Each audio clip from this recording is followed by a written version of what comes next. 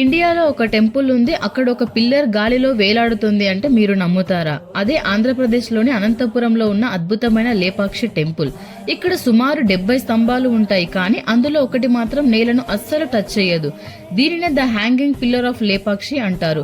ఒక పల్చని పేపర్ లేదా క్లాత్ ఈ స్తంభం కింద నుండి ఒకవైపు నుండి మరోవైపుకు ఈజీగా పంపవచ్చు. పూర్వం ఒక బ్రిటిష్ ఇంజనీర్ దీని వెనుక ఉన్న లాజిక్ ఏంటో తెలుసుకోవాలని ట్రై చేశాడు. ఆ పిల్లర్ ని కొంచెం కదిలించగానే మిగతా స్తంభాలన్నీ కదలడం స్టార్ట్ అయ్యాయి. దాంతో అతను భయపడి ఈ ప్రయత్నాన్ని ఆపేశాడు. 16వ శతాబ్దంలోనే మన వాళ్ళు ఎలాంటి అడ్వాన్స్ టెక్నాలజీ లేకుండా ఈ యాంటీ గ్రావిటీ అద్భుతాన్ని ఎలా క్రియేట్ చేశారో ఇప్పటికీ ఒక పెద్ద మిస్టరీ. ఇక్కడే రామాయణంలోని జటాయు పడిపోయాడని, అందుకే రాముడు లేపాక్షి అని పిలిచాడని అంటారు. ఇక్కడ మనుషుల కంటే 10 రెట్లు పెద్దగా ఉండే ఒక పాద ముద్ర కూడా ఉంటుంది. ఇక్కడ ఉన్న నంది విగ్రహం ఇండియాలోనే one of the biggest statue. ఈ ఆలయంలోని పెయింట్స్ ని మరియు శిల్పకళ చూస్తే మనం షాక్ అవుతాము. ఇలాంటి మోర్ ఇంట్రెస్టింగ్ వీడియోస్ కోసం ఛానల్ ని సబ్స్క్రైబ్ చేసుకుని లైక్ చేసి కామెంట్ చేయండి.